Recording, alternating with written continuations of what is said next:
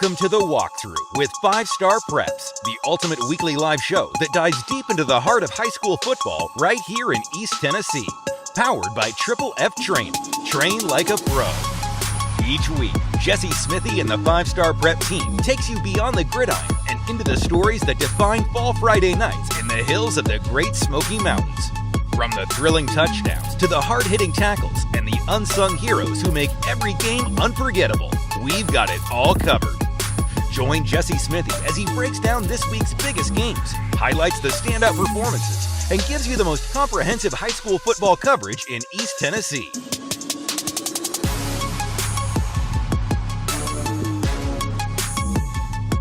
Now, catch us live on The Walkthrough, presented by Triple F Training. Good evening and welcome into The Walkthrough, Week 6, presented by Triple F Pace Dower alongside 5-Star Preps, Jesse Smithey. It's always so great to be in here to talk high school football at Triple F. We even see across the room behind you another Bible study happening here, which is kind of a cornerstone to Triple F. Yeah, it's not just pouring into kids and athletes from an athleticism standpoint. It's raising them to be good young men and women. And every week they have Bible studies here. Lee Smith's in there tonight. He owns this place, and it's a rarity that the owner of a place would be here late hours of the night. Oftentimes they're in the office running things, but he's here tonight coaching these kids up spiritually.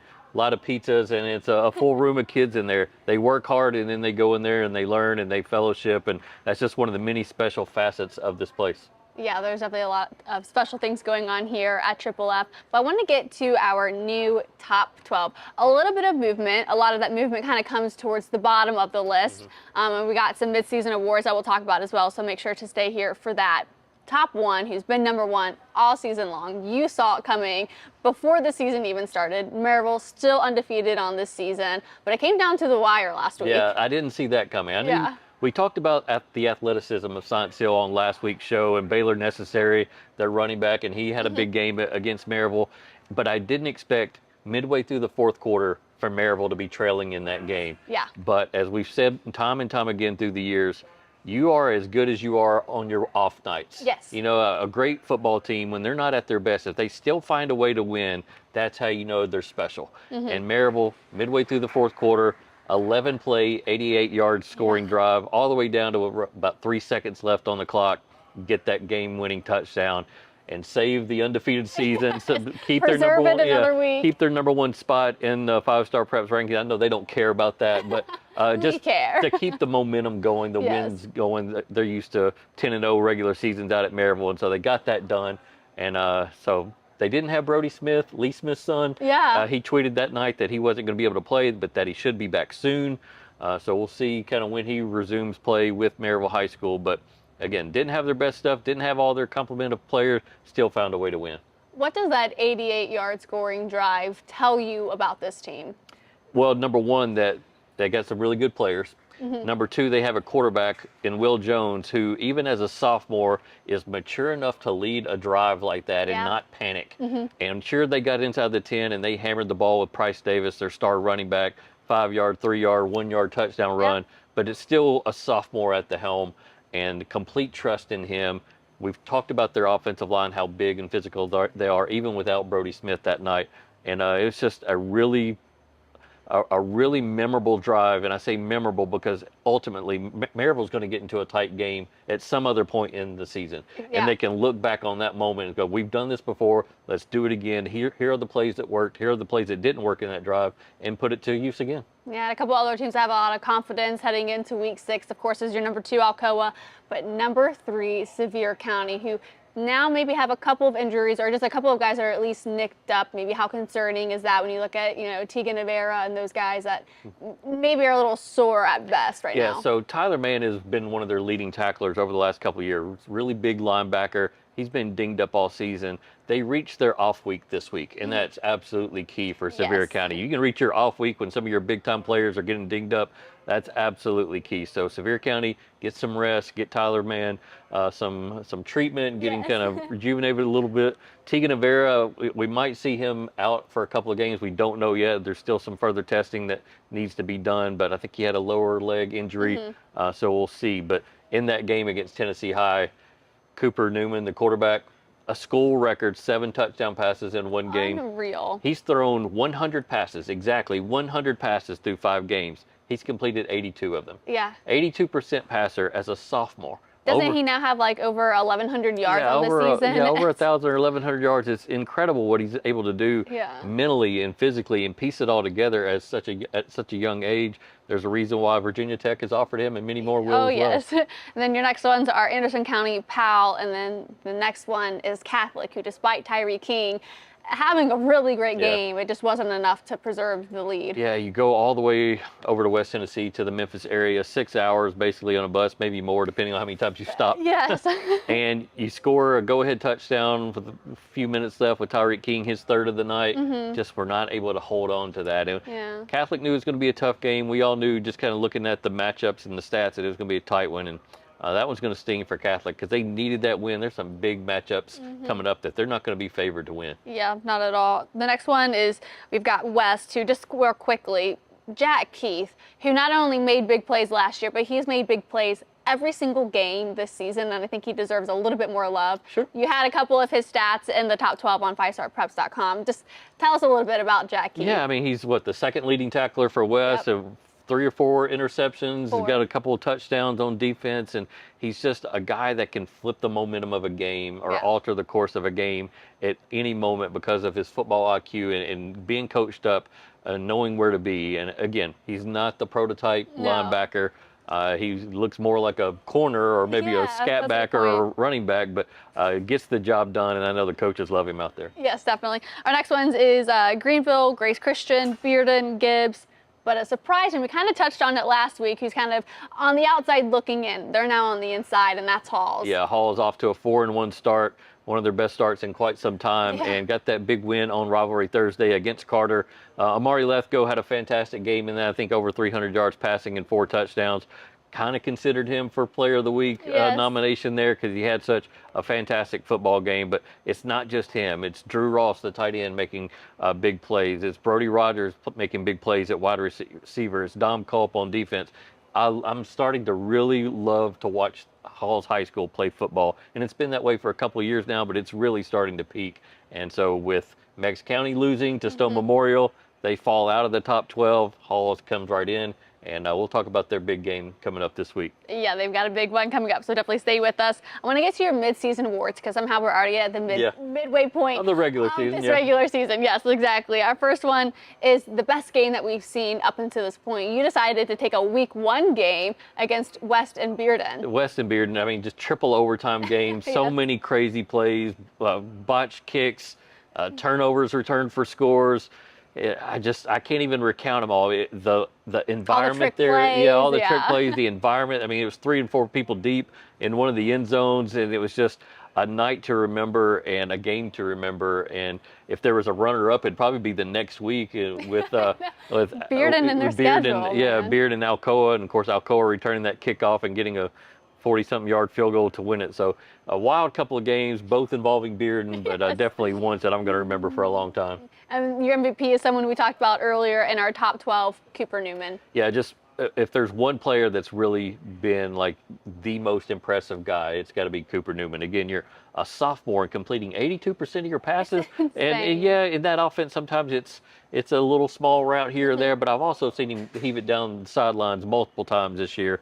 And just a fantastic kid. Got to talk to him earlier today, and so excited to see what his career holds, and especially the latter half of this season. Yeah, absolutely. A lot more to come from Cooper Newman. Your next one, you have a surprise player and a surprise team. We'll start with player. Yeah, so my surprise player is Ryan Schaefer. He was our week 1 5-star preps player of the week, presented by Smith Built Homes.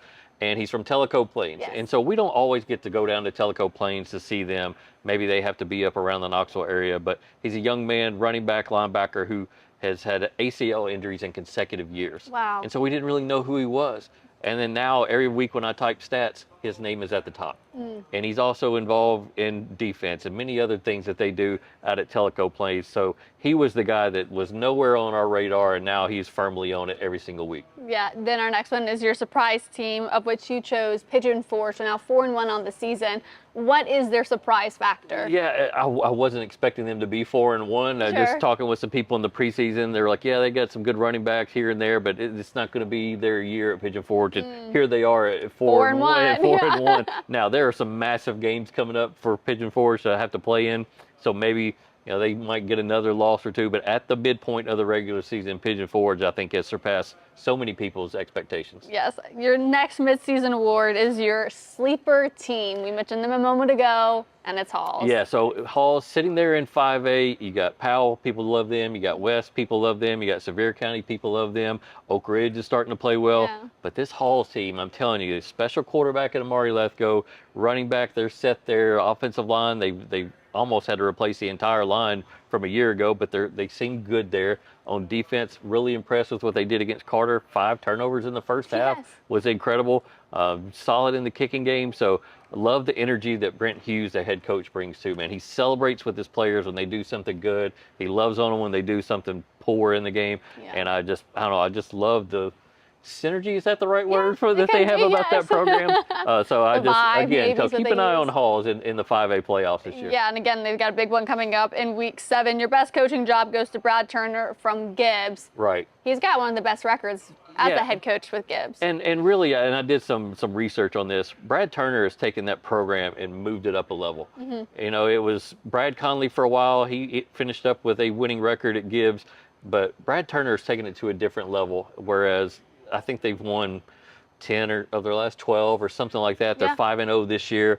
And all time right now, he's 43-29 as a head coach. That's the highest winning percentage of any coach in Gibbs history. So I wanted to give a shout out to Brad Turner and his coaching staff. He doesn't do it alone, obviously, and just what they've turned Gibbs football into. But they're definitely he's definitely done the best coaching job. 5-0 could be a surprise team as well. I know I mentioned Pigeon Forge there, but Gibbs definitely off to a great start. Yeah, they definitely are. Well, we're going to head to our first break. Stay with us when we come back. We have a lot more to talk about, especially looking into next week. And as we head to break, enjoy these Oak Ridge highlights.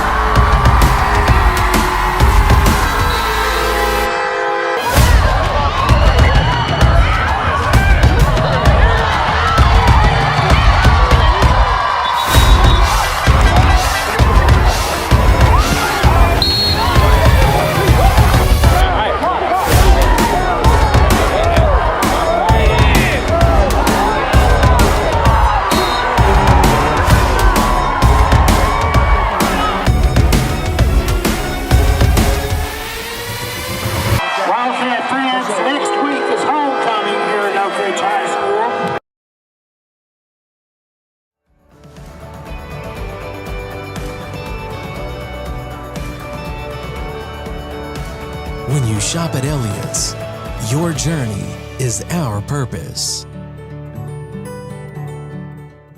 North Knox Siding and Windows is a complete exterior home improvement company that can help you with all your exterior needs. Visit us today at 5618 North Broadway.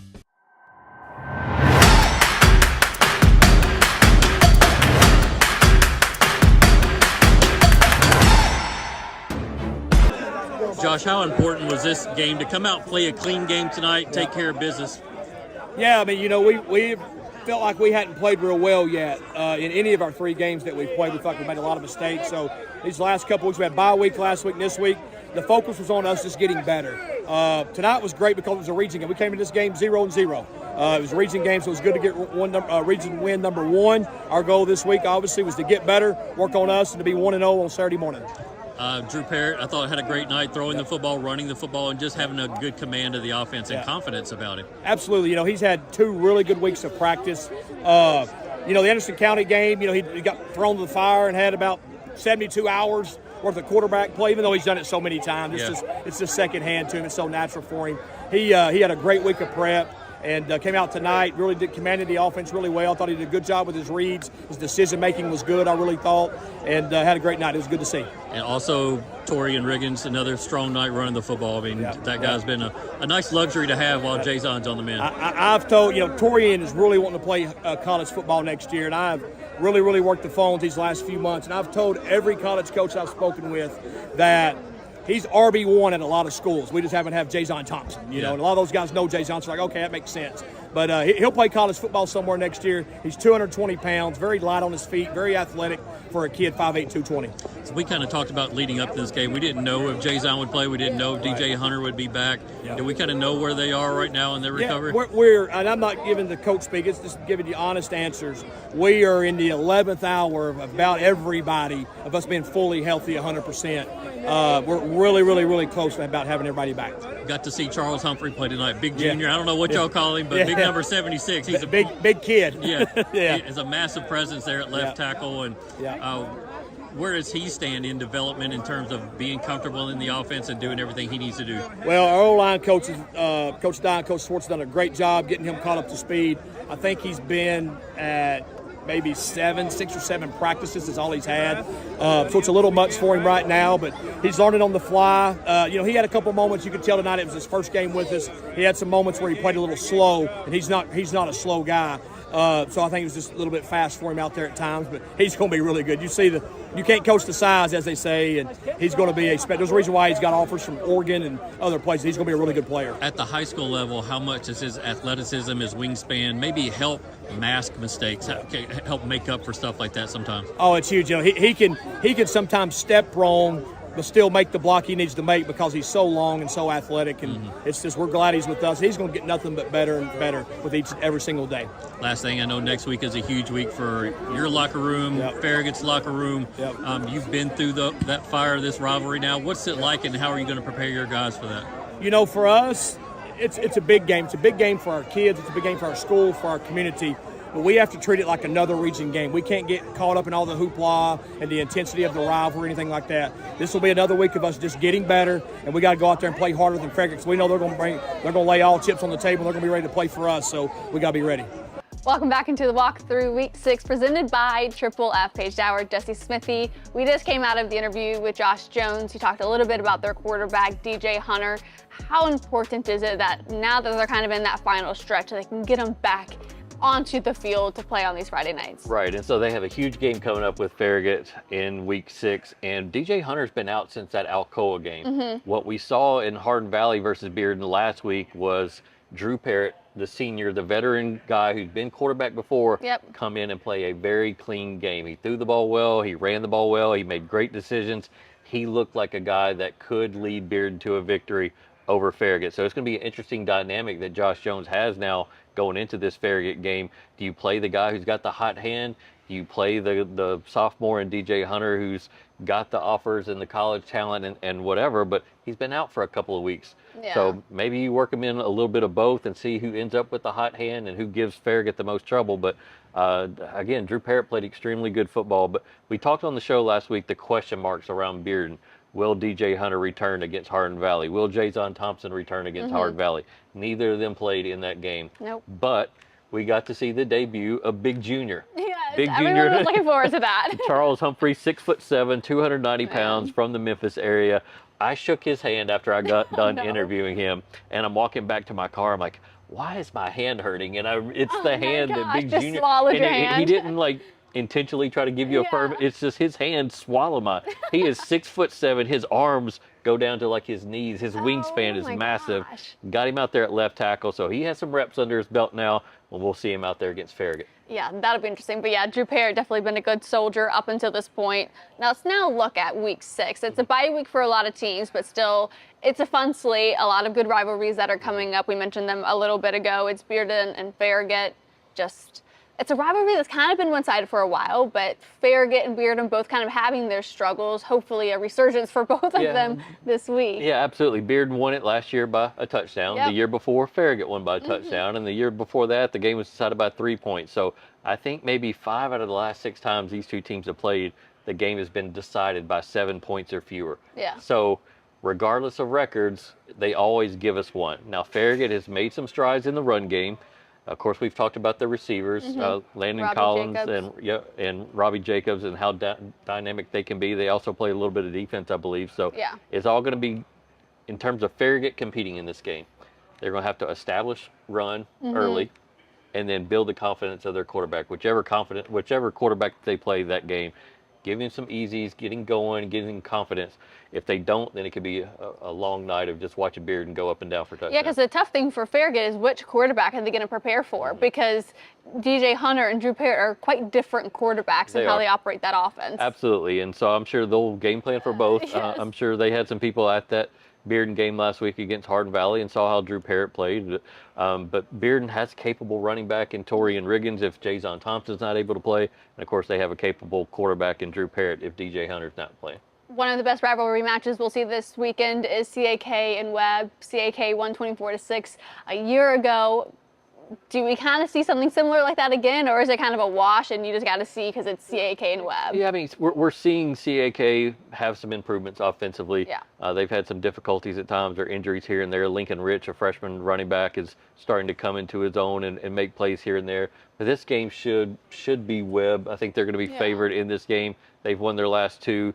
And Shavar Young is going off, and so it could be Webb's ball game. I think they have the home field advantage in this one, but I love the atmosphere between CAK and Webb, just two schools that are literally right next to each other. Yes, probably like share a backyard. Right. And the head coaches right now, they're 1-1, so it'll be interesting to see how the rivalry between the coaches ends up splitting after that game. The next one is Grace at Lakeway. So last year, Lakeway won 21-16 and then won back-to-back. So they won the last 2 matchups. Right, so this is going to be the Thursday night TV game. Grace is going to go on the road and be a heavy favorite in this one. Lakeway has not really competed well this year, so I just wanted to mention this game. Grace, a lot of momentum, still building. Terrion Thomas had a huge game a week ago. I had over 100 yards rushing, 100 yards receiving.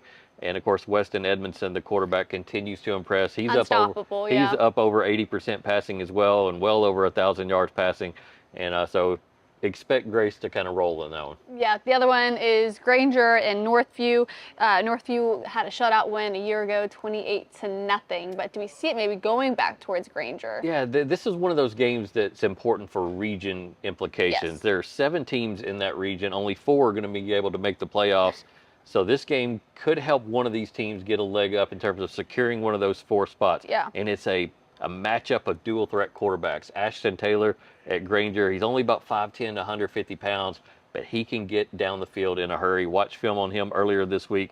Loves to bounce it outside, and he's got tremendous speed, and he can chunk it down the field pretty well too. And then for Northview, you got 6'2" Mason Phillips, the epitome of dual threat quarterback. Kennesaw State is after him, so he's a guy that definitely has college ability. And just kind of a fun mirroring styles of matchup. Just keep an eye on that game. Yeah, absolutely. Our other rivalry matchup to look up for is Clinton and Oak Ridge. So Clinton, surprisingly to some, won a year ago. It's been a rivalry that's favored Oak Ridge in the past. Both of them seem to be finding their footing at this midway point of the season. Could end up being a nice clash. on Friday. Yeah, definitely. Clinton took one on the chin last week against Powell, though, and only put up 8 points. So I know they had to bring in another quarterback, so I think maybe their starter might have got nicked up or dinged up. So we'll see if he's able to return in that one. So could be a tough night for Clinton. They always have a chance downfield throwing the football with Bryson Maddox, who leads our area in receiving, 6'5" wide receiver, just a junior, but definitely could be card stacked against him on Friday night. Yeah, because before their win a year ago, they actually ended up snapping a 14-game losing streak to Oak Ridge. Yeah. So it's definitely one that's not favored them, but you have, let's say, momentum from last year. Does it last that long? Yeah. Maybe. Yeah. You hope if you're Clinton in this matchup. The next one is Carter at Anderson County. So the Mavericks won 49-0 a year ago. And interesting, when I was looking back at the rivalry, it ended up being that 3 of the last 5 scores for Anderson County, they had 49 points. The other one was 52, the other was 48. So just interesting that they've been able to hit that 49 mark. And so for Anderson County, they're rolling right now. Still undefeated, have this game at home, and they're going to do what they got to do. Carter's got to find a way to bounce back from last week's loss to Halls. Now, they did some things in the second half that were promising. Saved a little face on TV and cut the deficit down, and definitely still put up a lot of points. But this is a nice game for Carter to go up there and again try to make a name for themselves as a growing program. Yeah. First meeting between those two head coaches as well. Our last one, we've been teasing it all show. It's Halls and Powell. The difference maker in this game, what do you think is going to come down to? Maybe special teams, because when you look at these two teams against each other, compared to, they both have dual threat quarterbacks, they both have energetic head coaches, they both get after it defensively, they have playmakers at the running back positions, skill positions, everywhere. It just seems like, which one has the edge? Yeah. But maybe Powell has the edge in the kicking game with Stooksbury. So who knows? Maybe it comes down to him. I don't know, but I'm so excited for this game. Battle of Emory Road. Both teams come in with a lot of momentum, and again, a lot of aspirations in 5A this year for both of those football programs. So whatever team loses, it's not going to be the end of the season. And obviously, it's going to be depressing for a little bit, but both of these teams are going to have chances in the postseason come November. But fun atmosphere up at Emory Road on Friday night. Yeah, that's going to be a good one for sure. We're going to take a quick break. Stay with us. When we come back, we'll look at our Waffle House win-loss projections.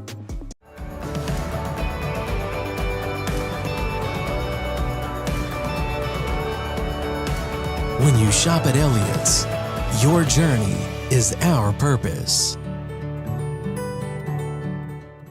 North Knox Siding and Windows is a complete exterior home improvement company that can help you with all your exterior needs. Visit us today at 5618 North Broadway.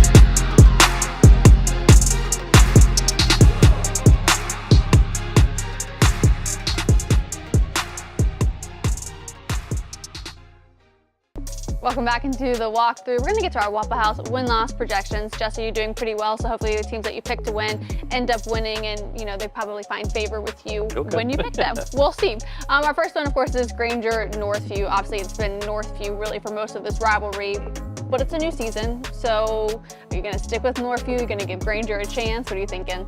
We've been on Mason Phillips for a long time in terms of just being a prospect, and I'll give a shout out to Danny Parker, our photographer, for seeing him early on in his high school career and say, hey, this is a really good dude. And I start watching film of him and his ability to run the football in open field, hurdle players. He's got a tremendous arm, very even-keeled kid. When you talk to him personally, one-on-one, good temperament about him. I like him as a leader and a guy that can will his team to a win in this game. But again, Granger has a star quarterback of his own in Ashton Taylor, who's been putting up a lot of numbers this year up at Granger, and people are excited about his ability.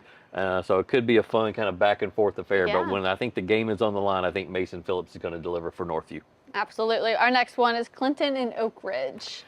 Oak Ridge, I think, has found its form again. They get 2 wins in a row now. They're getting after it defensively. Of course, Will Presley, who we had on the show last week, maybe we gave him even more good mojo. He had three catches, 150 yards, and a couple touchdowns last week. And so it just feels like Oak Ridge has found something, and they're going to keep snowballing it into more, and I think they get the win in this one. Yeah, they definitely have a lot of rhythm and momentum on their side as of recently. Our next matchup is CAK and Webb. We kind of maybe revealed who we thought might win that matchup in the last segment, but I guess key reasons why it might be Webb in this game. I think Webb wants to make an impact game, like an impact win. They've played so many games away from Knoxville this year. I feel like I hadn't even seen them. I haven't seen Shavar Young, and we're at the midpoint of the regular season, so they're back in Knoxville. They're at a rivalry game.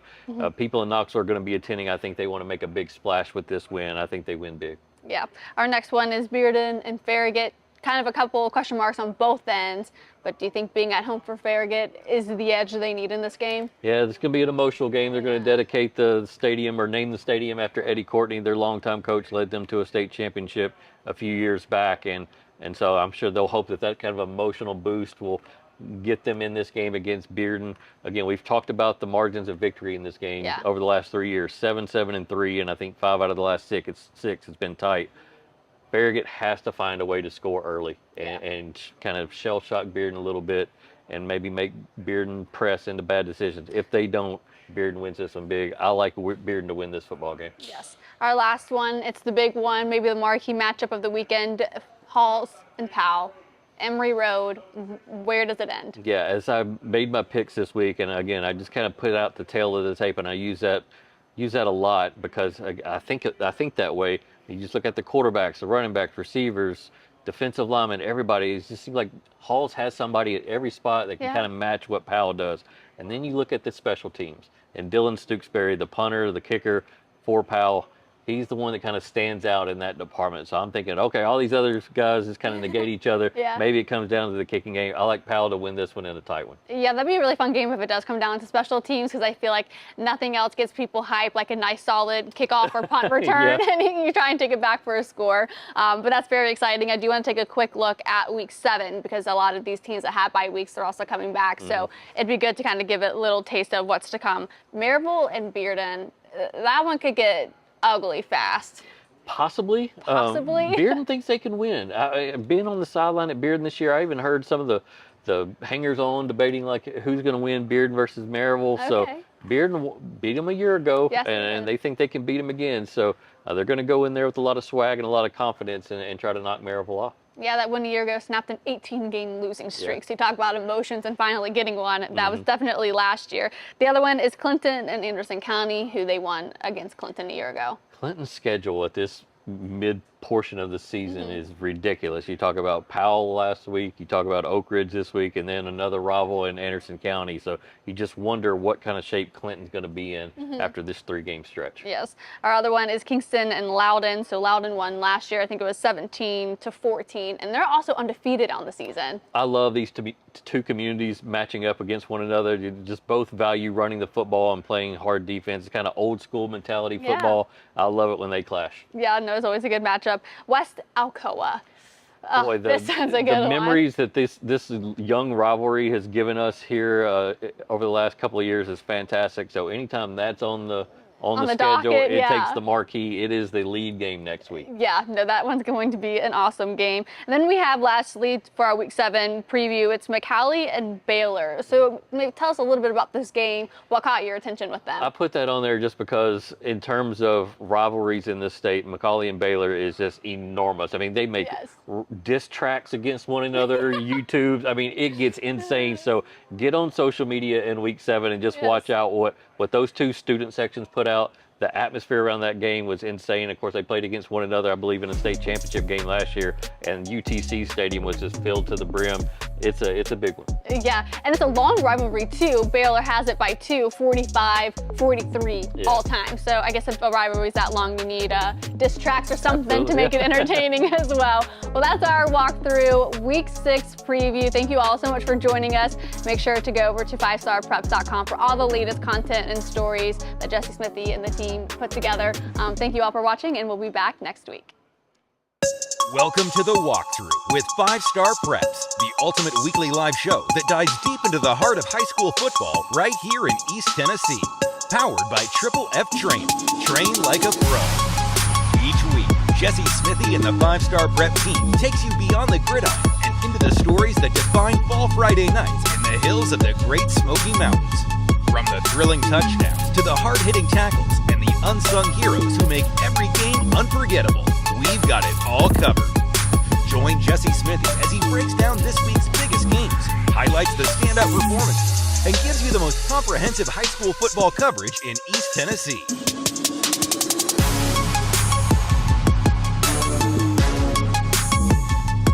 Now, catch us live on The Walkthrough, presented by Triple F Training.